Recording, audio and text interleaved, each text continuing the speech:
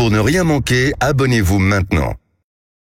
Les vraies voix Sud Radio. Et bonsoir Félix Mathieu. Bonsoir Félix. Vos 3 mots dans l'actu sont silence, fermeté et paquebot. Une minute de silence dans les hôpitaux en hommage à Karen, 37 ans, infirmière poignardée à mort par un homme atteint de troubles psychiatriques à Reims.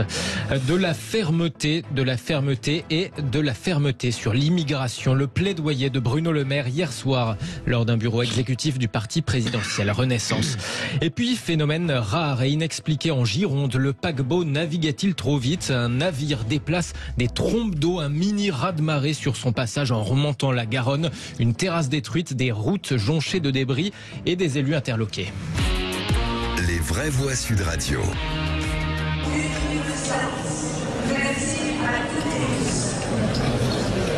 Le CHU de Reims s'est immobilisé tout à l'heure. Une minute de recueillement comme demain midi dans tous les autres hôpitaux de France.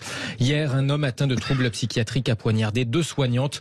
L'une blessée, l'autre, Karen, 37 ans, a succombé dans la nuit. Le temps du recueillement, mais aussi très vite de l'action, promet le ministre de la Santé François Braun en visite tout à l'heure à Reims dans l'établissement de Yé. Je réunirai dans la semaine l'ensemble des représentants des soignants pour que, au-delà de cette période nécessaire de recueillement, nous mettions en œuvre très rapidement l'ensemble des mesures qui seront utiles pour préserver la sécurité encore mieux et préserver la vie de nos soignants. Ils confient toute leur carrière pour soigner ceux qui en ont le plus besoin. Les agresser est tout à fait incompréhensible. Le mis en cause de 59 ans sous curatelle renforcée avait été mis en examen pour violence aggravée l'année dernière avant de bénéficier d'un non-lieu pour irresponsabilité pénale. La chambre de l'instruction de la cour d'appel devait justement statuer très prochainement sur les mesures de sécurité à prendre à son sujet. Une onde de choc décrite par Béata et Nathalie, salariées de cet hôpital de Reims. La tristesse et la compassion pour la famille, pour ses enfants, son mari, sa maman, ses collègues qui sont tout proches, qui ont tout vu, tout vécu. C'est épouvantable, c'est un drame épouvantable. Les gens sont quand même globalement bienveillants.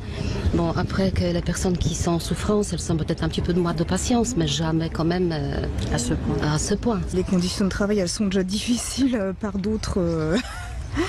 En dehors de l'insécurité, elles sont déjà difficiles. Il y a aussi le fait, le sous-effectif aussi qui fait qu'on est en difficulté, en tension déjà en permanence. Des propos recueillis par Benjamin Bouliram de l'agence France Presse tout à l'heure. Députés et ministres, en tout cas, ont observé une minute de silence à l'Assemblée nationale en hommage aux agents publics après les drames qui ont frappé aussi les 3 policiers tués dimanche dans une collision près de Lille. Merci beaucoup. Vous vouliez réagir peut-être un petit mot? Oui, rapidement, comme ce sera notre deuxième débat, notre coup de projecteur. Un petit point quand même. J'entends ces ministres, encore une fois, faire une minute de silence.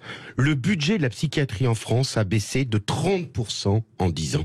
30% aujourd'hui, le budget de la psychiatrie. Est-ce que vous entendez dans vos provinces l'ouverture d'un hôpital psychiatrique ou d'un service de psychiatrie? Non. On pousse à construire des prisons, très bien, mais aujourd'hui, il y a des malades qui sont en liberté et qui n'ont pas de suivi psychiatrique. Moi, je viens d'une ville qui s'appelle Marseille. Venez sur la Canebière aujourd'hui ou venez autour de la gare Saint-Charles et vous verrez que dans la journée, il y a des gens qui sont pris en charge la nuit, mais qui ont besoin de soutien psychiatrique. Et encore une fois, c'est le passage à l'acte de quelqu'un qui est malade et qui n'est pas suivi. Et c'est de la responsabilité de l'État de faire le suivi psychiatrique de ces gens-là. 30% du budget de la psychiatrie aujourd'hui en France qui est en baisse. Votre deuxième mot, Félix. Fermeté, celle réclamée par Bruno Le Maire sur l'immigration. Le ministre de l'économie, Bruno Le Maire, exige de la fermeté dans le texte de loi sur l'immigration porté par le gouvernement. Il s'inquiète que le camp présidentiel puisse, je cite, être accusé de laxisme ou d'angélisme sur la question, selon des propos confirmés par son entourage. Il participait hier soir au bureau exécutif du parti présidentiel Renaissance. Bruno Le Maire appelle les macronistes, je cite toujours, à être clairs sur la politique migratoire. Nos compatriotes attendent de la fermeté et de la fermeté. Alors soyons basiques, faisons de la fermeté. C'est ce qu'il a lancé selon son entourage qui confirme donc ses propos initialement rapportés par Le Figaro. Et allez, avant de passer au troisième mot, vous vouliez réagir rapidement? Sur l'immigration mais je trouve qu'il a raison sur le fond, mais on voit bien la manœuvre derrière. Il ne s'agirait pas tout de même que le parti présidentiel rende absolument obligatoire un 49.3 et donc une motion de censure de la part des Républicains. Oui, puis ça sent surtout la cavalcade personnelle de Bruno Le Maire. J'ai l'impression qu'il est plus à droite encore. Enfin, je veux dire, il se positionne. Je pense qu'il essaie de faire oublier un peu ses désagréments et de sortir de son rôle de ministre de l'économie. Donc, il se positionne Matignon et plus tard Élysée, c'est évident. Christophe Madrol. Je partage ce que dit François, c'est une stratégie individuelle de Bruno Le Maire. Matignon, ça va être dur. Mais je pense effectivement, mais les deux, c'est clair aujourd'hui, et il voit très bien que la bataille de l'après-Macron est lancée. On voit le positionnement de Sébastien Chenu, on voit le positionnement de Gérald Darmanin, et on voit aujourd'hui le positionnement de Bruno Le Maire qui était à la traîne. C'est nouveau, c'est ça qui est nouveau. Je pense que c'est un vrai fait politique de hier soir. Hier soir, je crois que la campagne présidentielle de 2027 a été lancée par Bruno Le Maire hier soir. Je suis d'accord, moi. Je vois tout à fait ça. Allez, le dernier mot avec vous, Félix Mathieu. Le paquebot avec un phénomène intrigant et rarissime. Quand un bateau de luxe déclenche une incroyable vague sur son passage en remontant la Garonne avant l'estuaire de la Gironde à Saint-Louis de Montferrand sur la presqu'île d'Ambès en Gironde, un couple a même vu sa terrasse en bois entièrement détruite par l'eau qui est passée au-dessus des digues de 4,80 m. Ça donnait carrément l'impression d'un tsunami, raconte Louise à nos confrères de la chaîne régionale TV7.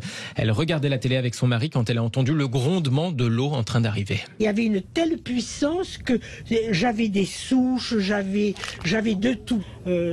Tout ce travail démoli. Puis alors, voyez la Garonne dans quel état elle est. Vous avez tous ces bois, tout ça. Et alors, j'en avais autant sur la pelouse, partout.